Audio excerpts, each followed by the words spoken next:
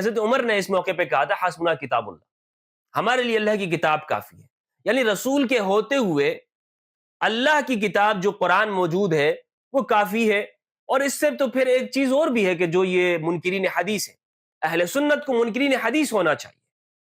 اگر صحیح معنوں میں دیکھا جائے تو جو منکرین حدیث ہے، جو حدیث کو نہیں مانتے، وہ اہل سنت ہے. مرض الوفات میں شدت پیدا ہوئی تھی، آپ صلی اللہ علیہ وآلہ وسلم نے فرمایا تھا کہ مجھے لکھنے کا ایک کاغذ دے تاکہ میں تمہارے لیے ایک ایسی کتاب لکھ جاؤں جس کے بعد تم کبھی گمراہ نہ ہوگے. الحمدللہ رب العالمین والصلاة والسلام علی سید الانبیاء والمرسلین وآلہ الطیبین الطاہرین ورضی اللہ عن الصحابۃ من المہاجرین والانصار والذین اتبعوہم بإحسان. السلام علیکم ورحمۃ اللہ وبرکاتہ. حدیث قرطاس کیا ہے؟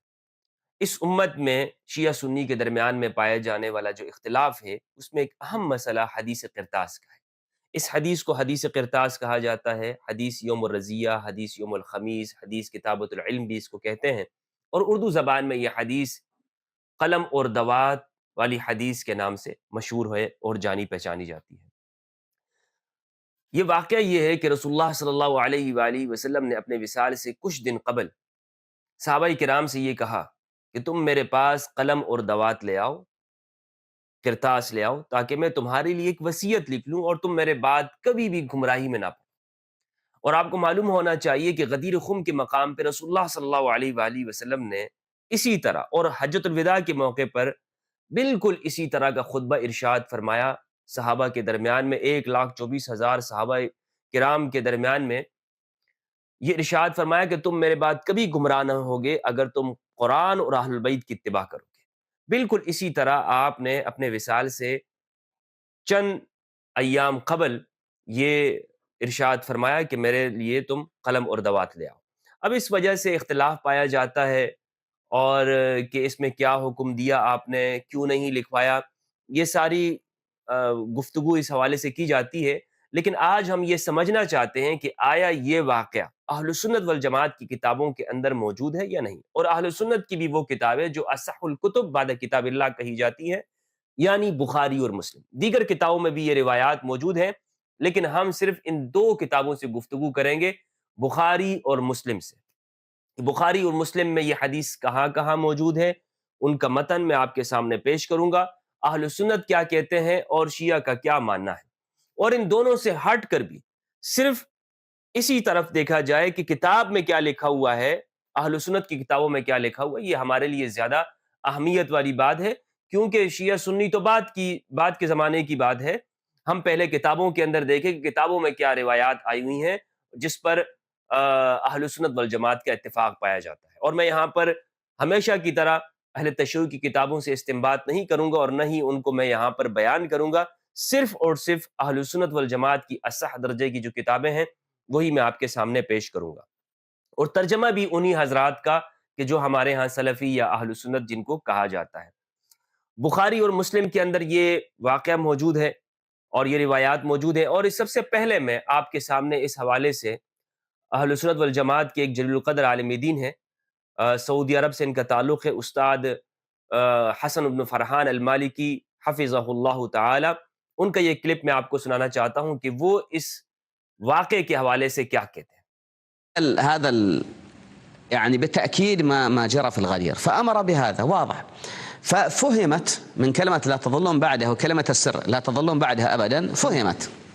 فادعي بأن يكفينا كتاب الله وأن النبي يهدي ويهجر. هذه لا تفهم. يعني أنا ما أستطيع أن أقف مع عمر ضد النبي عليه الصلاة والسلام مهما بلغ عمر، لا أستطيع. هو يختبر السني المحب لعمر يختبر، عندك رسول الله عندك عمر. النووي رسب في الاختبار قال عمر مع حق في هذا، النووي في شرح مسلم. جب یہ کلپ ہم نے سن لیا تو اس میں استاد حسن فرحان المالکی حفظہ اللہ نے یہ بات کہی ہے کہ ایک محقق شخص کا کام یہ ہوتا ہے کہ وہ واقعے کو اسی طرح دیکھے. یعنی اگر میرے سامنے رسول اللہ کا فرمان موجود ہو، یا ہم یوں کہیں، اور آج ہر مسلمان یہ خواہش رکھتا ہے، یہ تمنا رکھتا ہے کہ کاش میں عصر رسول میں ہوتا، کاش میں اس زمانے میں ہوتا اور میں رسول اللہ کا دیدار کرتا. فدا ہو ابی و امی، میرے ماں باپ ان پہ قربان ہو. ہم میں سے ہر مسلمان یہ خواہش کرتا ہے اور اس کی یہ دلی تمنا اور آرزو ہے کہ میں دنیا کی ہر دولت نچھاور کر دوں اور مجھے اس زمانے کی ایک گھڑی مجھے مل جائے، اس زمانے میں چند لمحات مجھے مل جاتے اور میں رسول اللہ صلی اللہ علیہ وآلہ وسلم پہ قربان ہو جاتا۔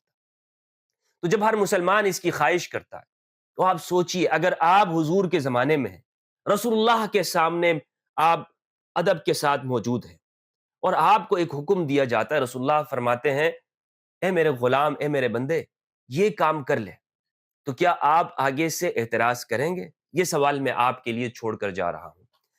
یہ روایت بخاری کے اندر موجود ہے۔ صحیح بخاری کے طرق میں آپ کے سامنے سب سے پہلے پیش کروں گا، اس کے بعد صحیح مسلم کے۔ صحیح بخاری کی حدیث جو پہلے نمبر پہ میں آپ کے سامنے پیش کرنا چاہتا ہوں، حدیث نمبر ہے 114۔ یہ جو واقعہ ہے، اس واقعے کو بھی مختصر طور پر میں بیان کرتا چلوں۔ رسول اللہ صلی اللہ علیہ وآلہ وسلم نے فرمایا کہ میرے لیے تم قلم اور دوات اور کاغذ لے آؤ، کرتاس لے آؤ، تاکہ میں تمہارے لیے لکھ دوں اور تم میرے بعد کبھی بھی ہمیشہ گمراہ نہیں ہوگے۔ تو بعض افراد نے اس موقع پر کہا کہ رسول اللہ کو تکلیف ہے۔ حضرت عمر رضی اللہ تعالی عنہ نے کہا قد غلبہ الوجع، رسول اللہ کے اوپر تکلیف کا غلبہ ہو گیا ہے، ہمارے لیے حسبنا کتاب اللہ، یا کتاب اللہ حسبنا، ہمارے لیے اللہ کی کتاب کافی ہے۔ لوگوں نے وہاں پر اختلاف کیا، تو کسی نے کیا جملہ کہا اور کسی نے یہی بات کہی کہ ہمارے لیے اللہ کی کتاب کافی ہے، رسول اللہ پر تکلیف کا غلبہ ہو گیا ہے۔ اور بعض نے یہ کہا کہ قلم اور دوات قریب کر دو تاکہ رسول اللہ ہمارے لیے لکھ دیں، یعنی اس کے علاوہ کوئی تیسری رائے موجود نہیں تھی۔ یہ دو رائے وہاں پر آپس میں نزاع ہو گیا ہے۔ ایک رائے یہ تھی کہ رسول اللہ تکلیف میں ہے، دوسری رائے یہ تھی کہ قلم اور دوات دے دینا چاہیے۔ اس کے علاوہ کوئی تیسری رائے وہاں پر موجود نہیں ہے، یعنی جو روایات میں آپ کے سامنے پیش کروں گا، ان سب سے استنباط یہی ہوتا ہے کہ کوئی تیسری رائے یہ نہیں ہے کہ جناب کچھ کہا گیا ہو، بلکہ حجر کے الفاظ ہے، اور حجر کا جو بھی معنی آپ یہاں پر کریں، ہزیان کریں یا یہاں پر آپ چھوڑنے کا معنی کریں، کوئی بھی لفظ یہاں پر آپ کریں، لیکن بہرحال یہ دو اصولی موقف سامنے آتے ہیں کہ جو وہاں پر موجود ہیں۔ بعض نے یہ کہا کہ ان پر رسول اللہ پر تکلیف ہے اور ہمارے لیے اللہ کی کتاب کافی ہے، اور یہ جملہ کہنے والے حضرت عمر رضی اللہ عنہ ہیں، اور ایک گروہ ان کے ساتھ ہو گیا، اور دوسرا گروہ جو ہے وہ یہ کہہ رہا تھا کہ ہاں رسول اللہ کے لیے قلم اور دوات قریب کر دینا چاہیے تاکہ ہمارے لیے لکھ لیں۔ اس کے علاوہ کوئی تیسرا قول ہمیں نظر نہیں آتا ہے صحیح روایات کا تتبع کرنے سے۔ 114 نمبر پہ جو حدیث ہے بخاری کی، یہ بات آپ کے ذہن میں ہونا چاہیے کہ دو آراء ہیں، اس کے علاوہ کوئی تیسری رائے موجود نہیں ہے، یہی دو آراء ہیں۔ حدیث نمبر 114 ہے، عبید اللہ ابن عبداللہ کہتے ہیں عن ابن عباس رضی اللہ عنہما سے۔ یہ ویڈیو اگر طویل بھی ہو جائے تو اس کو ہم مختلف حصوں میں کر لیں گے، اور میں یہ نہیں چاہتا ہوں کہ ایک ہی پروگرام کے اندر میں سارے اس پر جو اعتراضات بنتے وہ بھی آپ کے سامنے پیش کروں۔ اس سیشن کے اندر یا اس ویڈیو میں صرف میں وہ گفتگو آپ کے سامنے رکھنا چاہتا ہوں، یعنی تمام روایات آپ کے سامنے پیش کروں گا، اور ایک مجموعی طور پر جو اس سے استنباط ہوتا ہے وہ آپ کے سامنے رکھوں گا۔ باقی جو اس پر جو اعتراضات ہیں، مثلا اس حدیث کے راوی صرف ابن عباس رضی اللہ عنہما کیوں ہیں، یا اس روایت سے یہ ثابت ہوتا ہے یہ نہیں ہوتا، یہ ساری جو گفتگو ہیں، جو ارد گرد کی ابحاث ہیں، وہ بعد میں جو اگلا سیشن ہے اس میں رکھوں گا، پہلی تاکہ کلیئر ہو جائے آپ کے دماغ کے اندر، اور جو شکوک و شبہات ہیں اس کا خاتمہ، ورنہ ساری باتیں اگر ایک ہی ویڈیو میں آ جائے تو وہ آپ کے دماغ میں کچھ اور ہی کھچڑی بن سکتی ہے۔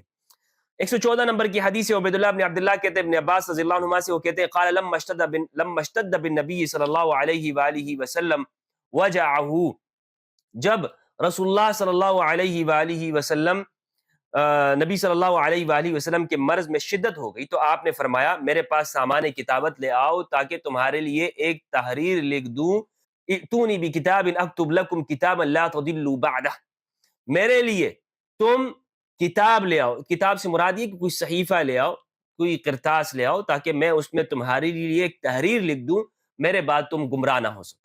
یعنی رسول اللہ اپنے وصال سے قبل ایک تحریر لکھنا چاہتے ہیں، ایک وصیت لکھنا چاہتے ہیں کہ جس میں مکمل طور پر واضح شفاف لفظوں میں ان کو ہدایت رستہ سمجھ میں آ جائے۔ اب اس پر ایک اعتراض یہ بھی ہوتا ہے کہ رسول اللہ نے نہیں لکھا تو اس کا مطلب یہ کہ یہ کوئی فرض کام نہیں تھا اور آپ نے اس کو چھوڑ دیا، اگر فرض ہوتا تو پھر آپ اس کو ضرور لکھتے۔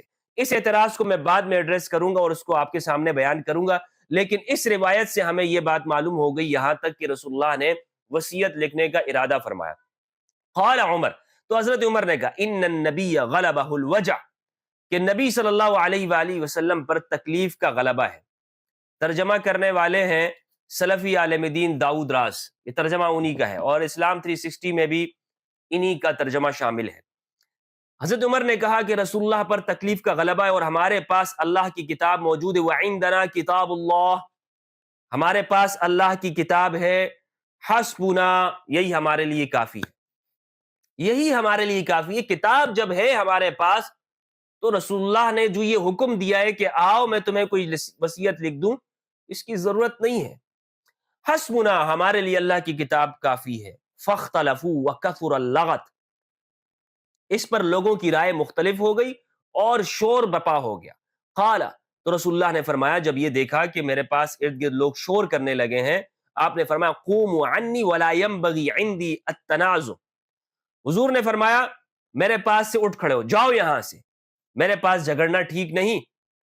ترجمہ اس ولا ينبغي عندي التنازع، میرے پاس مناسب نہیں ہے کہ تم تنازع کرو، جائز نہیں ہے کہ تم آپس میں جھگڑو. فخرج ابن عباس يقول ان الرزية كل الرزية ما حال بين رسول الله وبين كتابه. اس پر ابن عباس رضی اللہ عنہما یہ کہتے ہوئے نکل آئے کہ بے شک مصیبت، بہت بڑی سخت تک مصیبت ہے وہ چیز جو ہمارے اور رسول اللہ کے اور آپ کی تحریر کے درمیان حائل ہو گئی.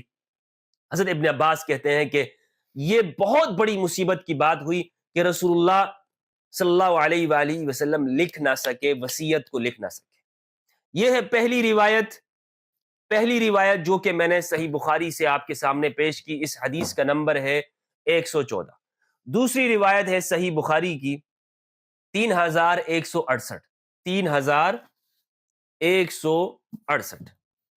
سعید بن جبیر کہتے ہیں، یہ حدیث سعید بن جبیر رضی اللہ عنہما سے روایت ہے. وہ کہتے ہیں سمع ابن عباس یقول یوم الخمیس وما یوم الخمیس ثم بکا حتی بل دمعه الحصا.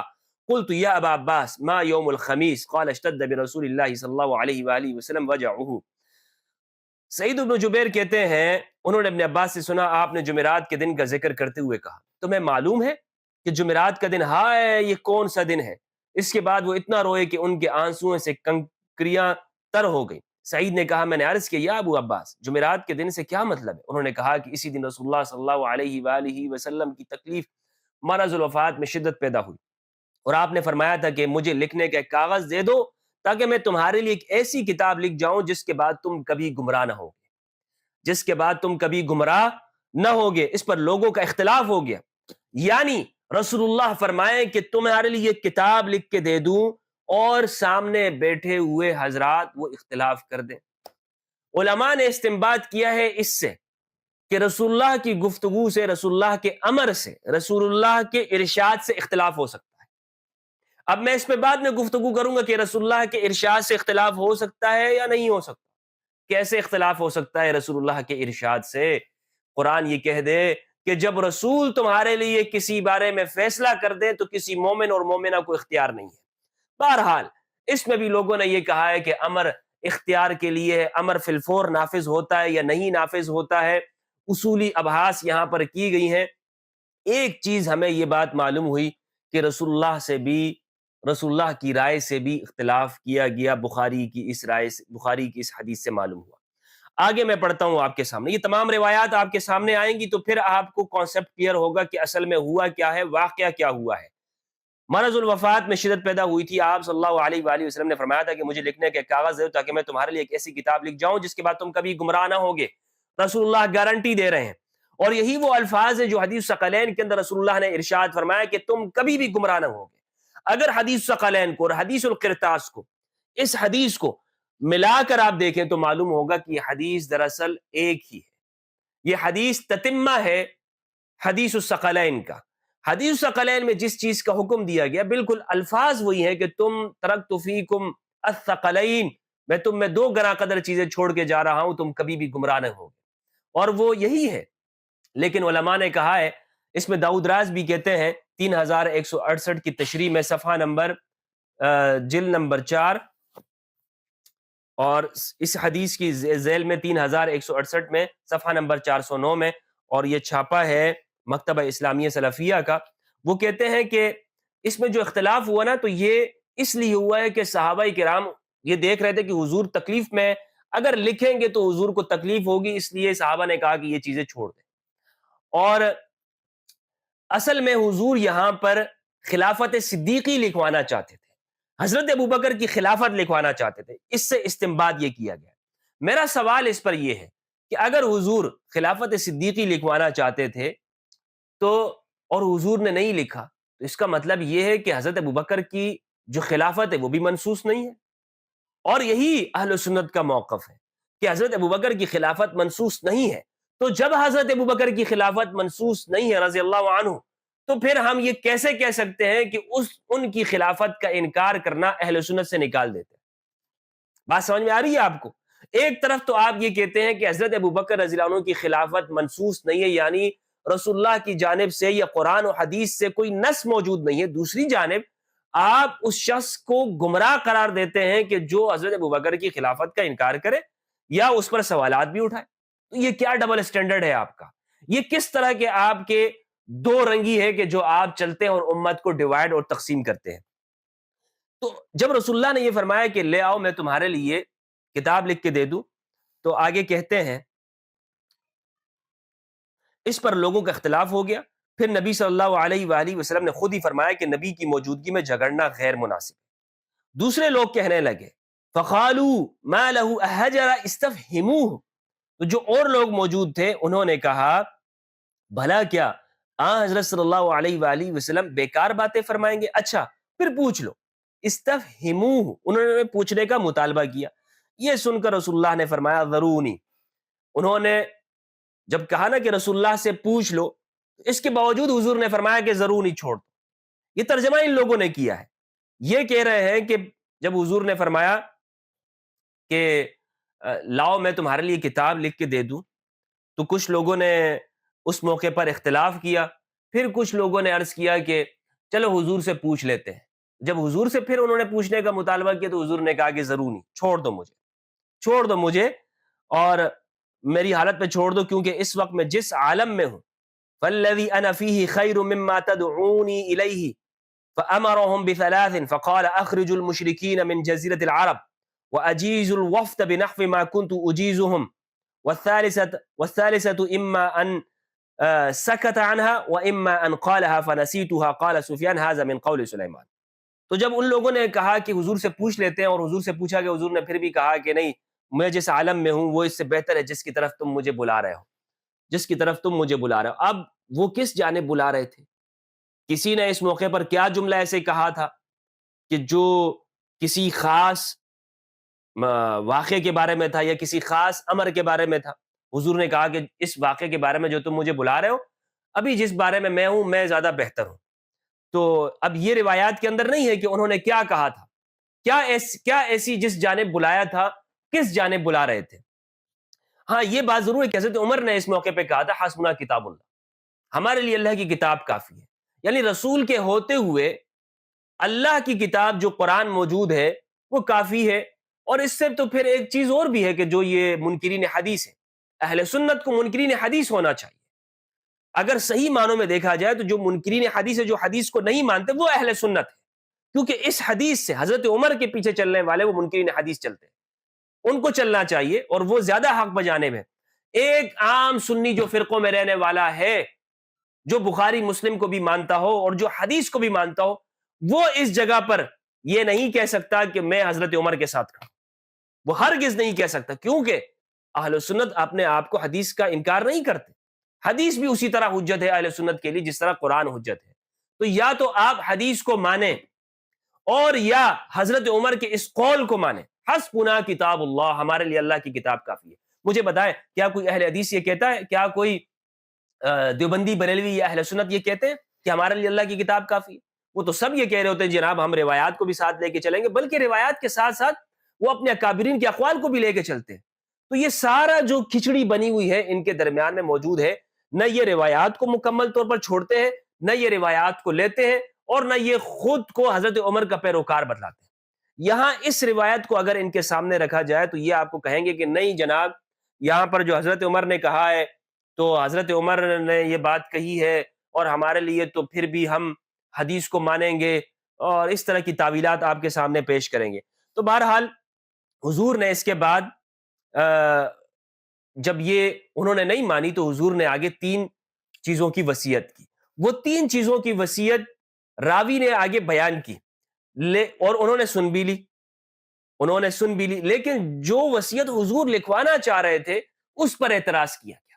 تو اس سے معلوم یہ ہوتا ہے کہ ایسا کوئی خاص امر تھا کہ جو یہاں پر معلوم ہو گیا اور جس کو لکھنے نہیں دیا گیا۔ مثلا آپ یہ دیکھیں کہ اس روایت کے آخر میں ہی ہے کہ حضور نے یہ فرمایا، یہ سن کر نبی صلی اللہ علیہ وآلہ وسلم نے فرمایا مجھے میری حالت پر چھوڑ دو، کیونکہ اس وقت میں جس عالم میں ہوں وہ اس سے بہتر ہے جس کی طرف تم مجھے بلا رہے ہو۔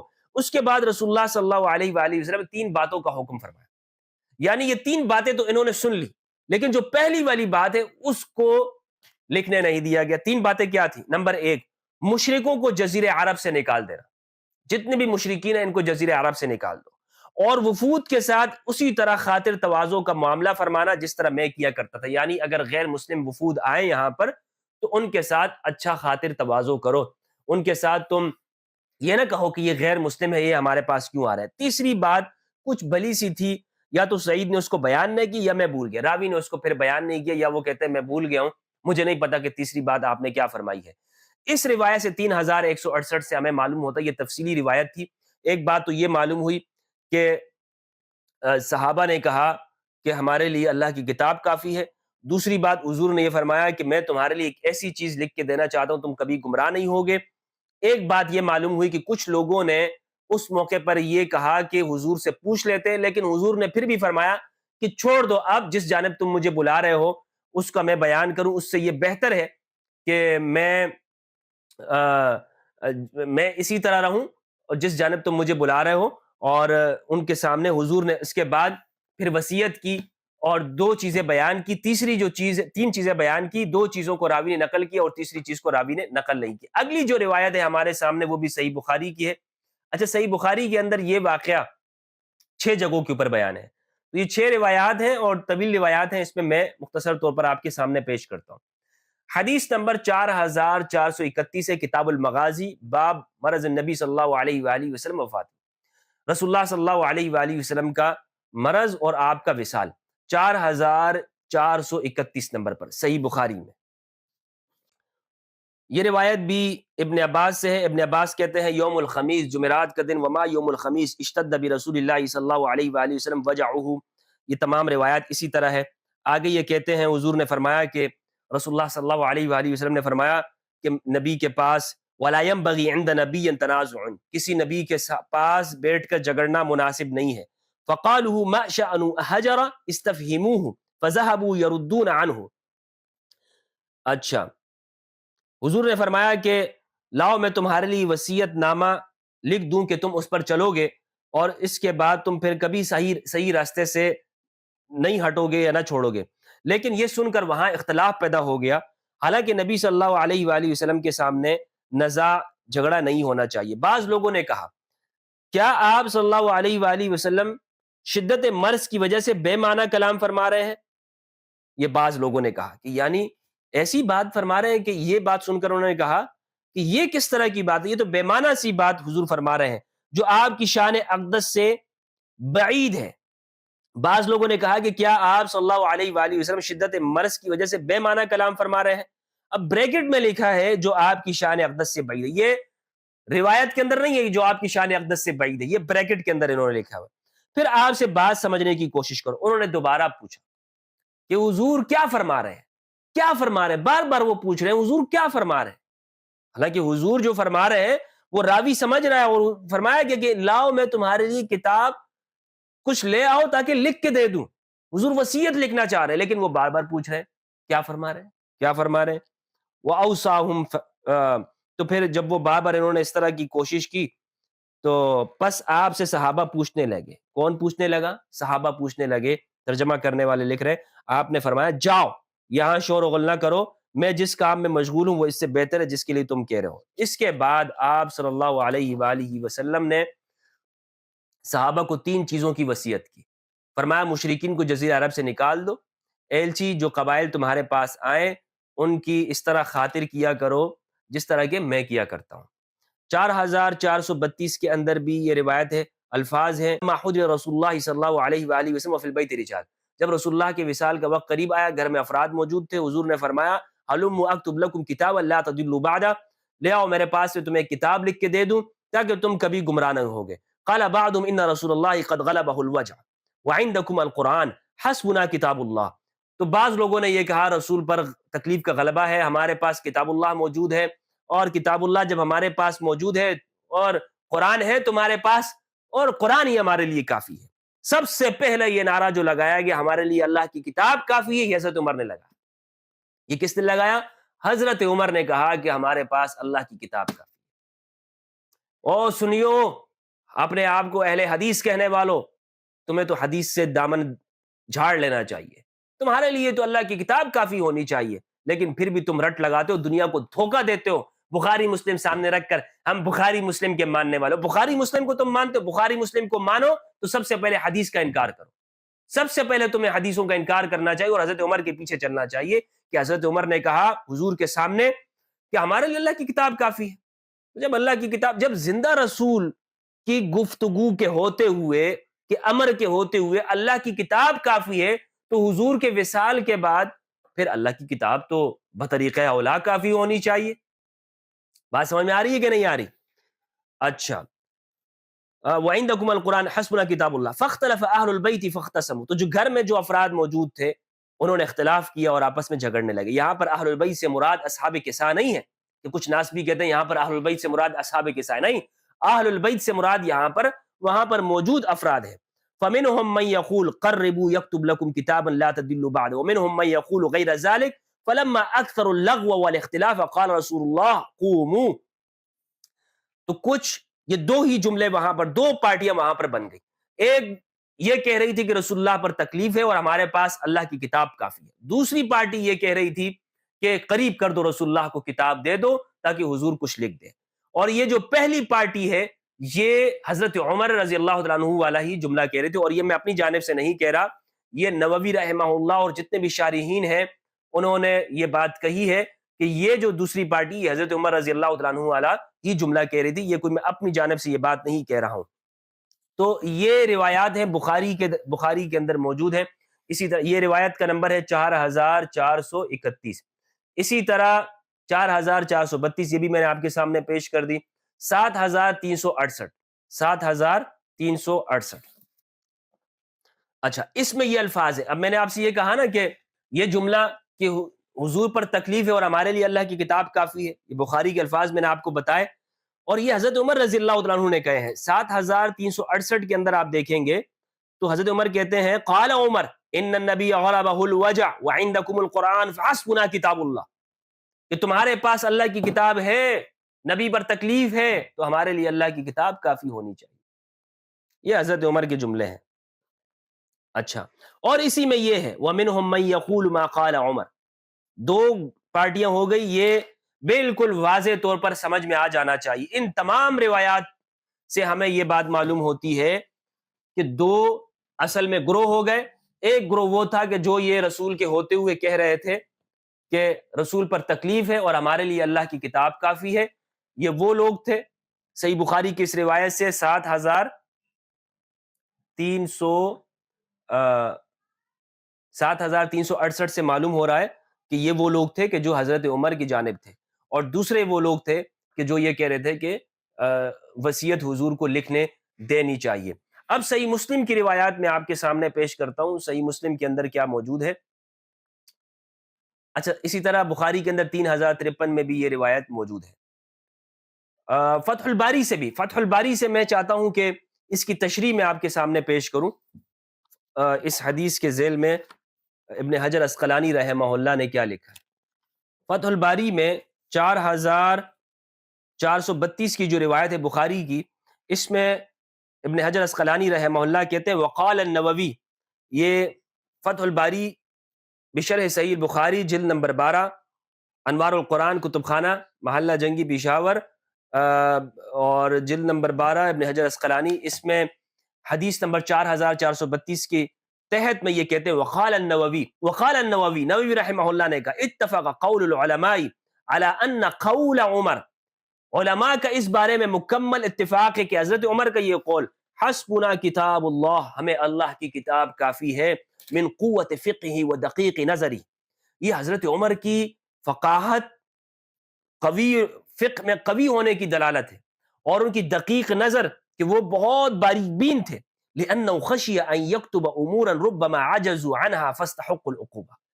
اللہ اکبر، اللہ اکبر، کہ ممکن ہے کہ حضور حضرت عمر کو یہ ڈر لاحق ہوا، اسی لیے حضرت عمر نے حضور کو لکھنے سے منع کیا، کہ حضرت عمر کو یہ ڈر لاحق ہوا کہ اگر حضور یہ امر لکھ دیں گے، حضرت عمر کی فقاہت نظر کیجیے، حضرت عمر کی فقاہت کتنی دور تک حضرت عمر دیکھ رہے ہیں، حضور فرما رہے ہیں کہ کتاب لے آؤ تاکہ میں تمہارے درمیان میں لکھ دوں، اس سے آگے کی جو سوچ ہے حضرت عمر کی، ان کی فقہ کی، وہ دیکھیے گا۔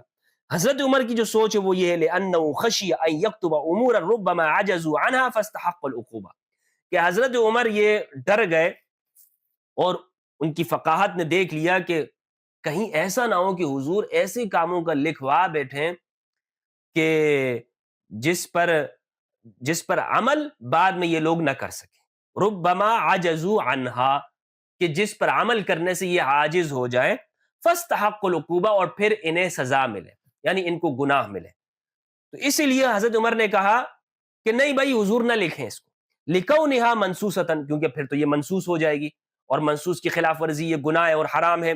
واراد ان لا ينسد باب الاجتہاد، واراد ان لا ينسد باب الاجتہاد علی العلماء، اور حضرت عمر نے یہ چاہا کہ کہیں اجتہاد کا دروازہ علماء کے اوپر بند نہ ہو جائے، وفی ترکہ الانکار علی عمر اشارۃ الی تصویبہ رأیہ، الی تصویبہ رأیہ، اور جب حضرت عمر نے حضور کو منع کر دیا اور حضور نے نہیں لکھوایا، تو پھر حضور نے بھی آگے حضرت عمر کے اوپر کوئی انکار نہیں کیا کہ تم نے کیوں مجھے لکھنے نہیں دے رہے ہو۔ حضور نے جب انکار نہیں کیا تو اس سے معلوم یہ ہوتا ہے کہ حضور نے حضرت عمر کی تائید کی ہے کہ حضرت عمر کا جو عمل ہے وہ مجھے منع کر رہے ہیں، یہ درست کر رہے ہیں۔ واشار بقوله حسبنا کتاب اللہ الی قوله تعالی ما فرطنا فی الکتاب من شیء، اور جو حضرت عمر نے کہا ہے کہ ہمارے لیے اللہ کی کتاب کافی ہے، تو یہ دراصل قرآن مجید کی جو آیت ہے سورہ انعام کی آیت نمبر 38، کہ ہم نے کتاب میں ہر چیز لکھ دی، ما فرطنا فی الکتاب من شیء، ہم نے کچھ نہیں چھوڑا کتاب میں، کچھ بھی نہیں چھوڑا، اس جانب اشارہ ہے۔ وَيُحْتَمُلُ أَن يَكُونَ قَصَدَ التَّخْفِيفَ عَنْ رَسُولِ اللَّهِ لَمَّا رَأَى مَا هُوَ مِنْ فِيهِ مِنْ شِدَّةِ الْكَرْبِ، اور یا اس سے مقصود یہ ہے کہ حضرت عمر نے جو منع کیا حضور کو لکھنے سے، یہ حضور سے تکلیف کم کرنے کے لیے انہوں نے منع کیا، کیونکہ وہ دیکھ رہے ہیں کہ حضور بہت تکلیف میں، اور اگر لکھیں گے تو لکھنے میں تکلیف لگتی ہے، تو اس لیے حضرت عمر نے منع کیا۔ وقامت عنده قرینہ بأن الذي اراد کتابته ليس مما لا يستغنون عنه، اور اس پہ قرینہ بھی ہے کہ یہ جو بأن الذي اراد کتابته ليس مما لا يستغنون عنه، کہ یہ جس چیز کو لکھوانا چاہتے ہیں حضور، وہ کوئی ایسی نہیں ہے کہ جس سے استغنا نہ کیا جائے۔ اذ لو كان من هذا القبیل لم يتركه لاجل اختلافهم، کیونکہ اگر یہ اس قبیل میں سے ہوتا کہ جس کا لکھنا ضروری ہوتا تو حضور کبھی بھی ان کے اختلاف کی وجہ سے لکھنے کو ترک نہ کرتے بلکہ لکھواتے۔ ولا يعارض ذلك قول ابن عباس ان رضیۃ الى اخر لان عمر كان افقه منه قطعا، اور جو حضرت ابن عباس یہ کہتے تھے ان رضیہ، یہ جو الفاظ کہتے تھے یہ حضرت عمر سے معارض نہیں ہو سکتے، کیونکہ حضرت عمر لازمی بات ہے ابن عباس سے زیادہ افقہ اور سمجھدار ہیں۔ اب میں آپ کے سامنے یہاں پر مولانا وحید الزماں کا یہ جملہ آپ کے سامنے پیش کرنا چاہتا ہوں، جو شرح صحیح مسلم کے اندر انہوں نے ترجمہ کرتے ہوئے اور حاشیہ لگاتے انہوں نے اس موقع پر اس حدیث میں یہ بات کہی ہے۔ صحیح مسلم کے اندر بھی یہ روایت موجود ہے، صحیح مسلم کے اندر ہے 4232۔ مولانا وحید الزماں اس کا ترجمہ کرتے ہیں، کہتے ہیں سعید بن جبیر سے روایت ہے، ابن عباس نے کہا جمعرات کا دن، کیا ہے جمعرات کا دن؟ پھر روئے یہاں تک کہ ان کے آنسوؤں سے کنکریاں تر ہو گئی۔ میں نے کہا اے ابن عباس جمعرات کے دن سے کیا غرض ہے؟ انہوں نے کہا جناب رسول اللہ صلی اللہ علیہ وآلہ وسلم پر بیماری کی سختی ہوئی۔ یہ تمام وہی روایت ہے جو بخاری کے اندر موجود ہے، اب دوبارہ سے دہرانا ایک طوالت یہاں پر ہوتی ہے۔ اس کی تشریح کے اندر مولانا وحید الزمان نے لکھا ہے صفحہ نمبر 259 پر، کہتے ہیں مترجم کہتا ہے، یعنی مولانا وحید الزمان سلفی علیہ میں، وہ کہتے ہیں کہ یہ حدیث بڑی نازک حدیث ہے اور شیعوں نے اس کو دلیل گردانا ہے حضرت عمر پر طعن کرنے کے لیے۔ حالانکہ اگر تسلیم کر لیا جائے کہ حضرت عمر سے خطا ہوئی تو اس میں کیا استبعاد ہے؟ یعنی یہ کون سی ایسی بات ہے جو دوری کی ہے؟ حضرت عمر سے اگر خطا ہو گئی ہے، حضرت عمر نے غلطی کر لی ہے، کیونکہ ہم حضرت عمر کو خطا سے معصوم نہیں سمجھتے، اور ایسی خطا خصوصاً ایسی پریشانی اور رنج کی حالت میں جیسا حضرت کی بیماری سے صحابہ کو تھی، باعث طعن نہیں ہو سکتی۔ یعنی یہ کہنا یہ چاہ رہے ہیں کہ جو صحیح مسلم کی روایت ہے اس کی شرح میں یہ لکھتے ہوئے کہ حضرت عمر پر اگر طعن کیا جائے کہ حضرت عمر نے کیوں لکھنے نہیں دیا، تو یہ کہہ رہے ہیں اگر ہم مان لیتے ہیں کہ حضرت عمر نے نہیں لکھنے دیا تو اس میں حضرت عمر کے اوپر کوئی طعن نہیں بنتا، حضرت عمر کے اوپر کوئی اعتراض نہیں بنتا، کیونکہ حضرت عمر سے خطا ہو گئی۔ ہم تو اس کے قائل نہیں کہ صحابہ معصوم ہیں اور خطا ہو سکتی ہے کہ حضرت عمر نے نہیں لکھوانے دیا، لیکن یہ کوئی اس درجے کی خطا نہیں ہے کہ جس پر بہت زیادہ کوئی اعتراض کیا جائے۔ لیکن بہرحال اہل سنت بھی یہ بات مانتے ہیں کہ اگر اس کو ہم خطا بھی مان لیتے حضرت عمر کی تو یہ کوئی اتنی طعن کی بات نہیں ہے۔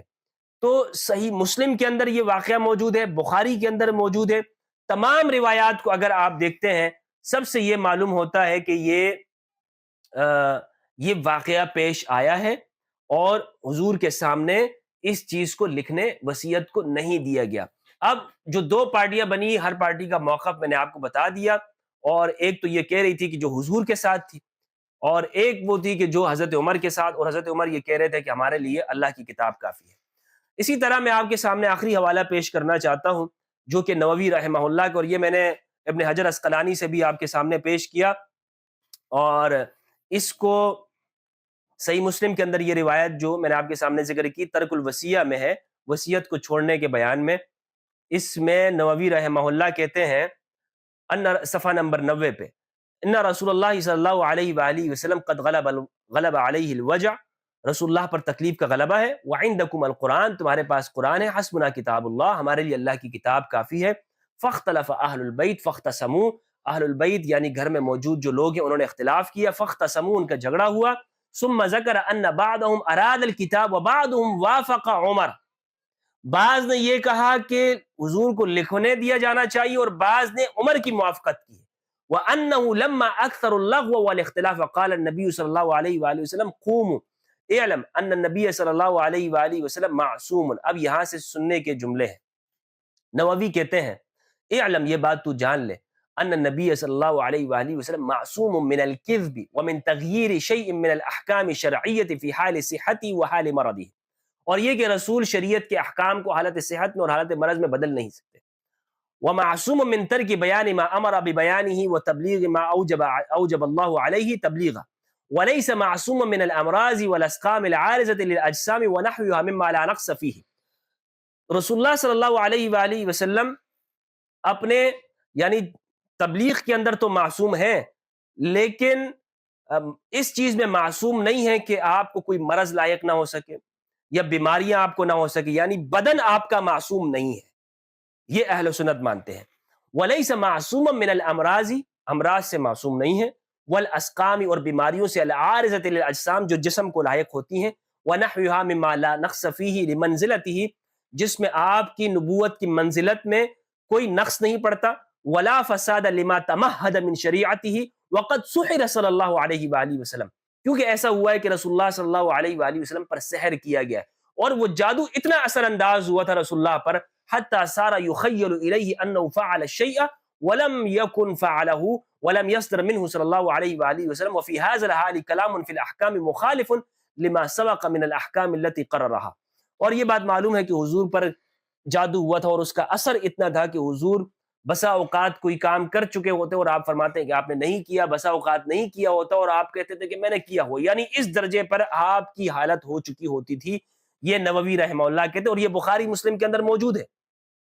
بخاری میں تو یہ روایت بھی موجود ہے، عائشہ فرماتی ہیں کہ آپ اپنی ازواج کے پاس گئے اور آپ کہتے ہیں اب نہیں گئے، یا نہیں گئے ہوتے اور آپ کہتے کہ میں گئے ہوں، اس درجے کا حضور کو یہ جادو آپ پر اثر انداز ہوا تھا، الیاذ باللہ، اور اس پر میں نے تفصیلی گفتگو کی ہے کہ یہ سب من گڑت روایات ہیں، حضور کے ذہن جسم یہ محفوظ ہے، جس طرح آپ کا آپ کی روح محفوظ ہے، اسی طرح آپ کے جسم یہ بھی معصوم ہے۔ رسول اللہ صلی اللہ علیہ وآلہ وسلم، یہ کیا روایات حضور کی شان کے بارے میں بنائی ہوئی ہیں کہ حضور کو اتنا بھی پتہ نہیں چلتا تھا، الیاذ باللہ الیاذ باللہ۔ تو بہرحال یہ کہتے ہیں کہ حضور کا جسم جو ہے نا یہ محفوظ نہیں ہے۔ وفي هذا الحال اچھا فإذا علمت ما ذكرناه فقد اختلف العلماء في الكتاب الذي هم النبي صلی اللہ علیہ وآلہ وسلم به فقيل أراد أن ينص على الخلافة في إنسان معين۔ تو بہرحال جب یہ بات آپ کو معلوم ہو گئی تو آپ یہ بات جان لیں کہ نبی صلی اللہ علیہ وآلہ وسلم نے جب یہ ارادہ کیا، اور علماء کہتے ہیں کہ آپ نے خلافت لکھنے کا ارادہ کیا تھا اور کسی معین انسان کے بارے میں آپ خلافت لکھوانا چاہتے تھے، لئلا يقع نزاع وفتن، تاکہ کوئی فتنے اور نزاع آگے نہ ہو جائے، کیونکہ آگے جتنے بھی فتنے واقع ہوئے ہیں وہ اسی وجہ سے۔ اور میں آپ کو بیان کرتا چلوں کہ رسول اللہ نے خلافت بھی لکھوائی ہے، اور وہ خلافت کے حدیث ثقلین۔ بھائی چلو انسان معین کی اگر تم خلافت نہیں مانتے تو ٹھیک ہے، لیکن اہل البیت کی خلافت تو ثابت ہے نا، اہل البیت کی خلافت تو ثابت ہے حدیث ثقلین سے، یا یہ بھی ثابت نہیں ہے؟ اچھا، لئلا يقع نزاع وفتن وقيل اراد كتابا يبين فيه مهمات الاحكام ملخصه ليرتفع النزاع فيها ويحصل الاتفاق على المنصوص عليه وكان النبي صلى الله عليه واله وسلم۔ اچھا آگے سنیے، واما كلام عمر رضی اللہ عنہ فقد اتفق العلماء المتكلمون في شرح الحديث على انه من دلائل فقه عمر، کہ جو حضرت عمر نے جو یہ بات کہی ہے یہ حضرت عمر کی فقہ پر دلیل ہے، وفضائله ودقیق نظره لأنه خشی ان يكتب صلی اللہ علیہ وآلہ وسلم امورا ربما عجزوا عنها واستحقوا العقوبہ، کہ ممکن ہے کہ حضور ایسی باتیں لکھوا دیتے کہ جس پر یہ عمل نہ کرتے اور پھر انہیں گناہ ہوتا، اور اسی لیے حضرت عمر نے حضور کو لکھنے سے منع کر دیا، اس لیے حضرت عمر نے لکھنے سے منع کر دیا۔ تو یہ ہے جناب حدیث قرطاس اور اہل سنت والجماعت کا موقف۔ جہاں تک اہل تشیع کا موقف ہے وہ یہ ہے کہ اس حدیث کی وجہ سے اہل تشیع یہ کہتے ہیں کہ حضرت عمر نے لکھنے نہیں دیا، اور میں یہ بیان کرتا چلوں کہ یہ صرف اہل تشیع کا نہیں ہے بلکہ صحیح مسلم، بخاری، ابن حجر عسقلانی رحمہ اللہ، صحیح البخاری، داؤد راس، یہ میں نے آپ کو بخاری سے روایات آپ کے سامنے رکھی ہے، صحیح مسلم سے رکھی ہے، اور ترمذی میں جو 3786 روایت ہے اس روایت کو کھول کے دیکھ لیجئے، حدیث ثقلین کی روایت۔ عرفہ کے دن رسول اللہ نے حجۃ الوداع میں وصیت کی ہے کہ میں تم میں قرآن اور اہل البیت کو چھوڑ کے جا رہا ہوں۔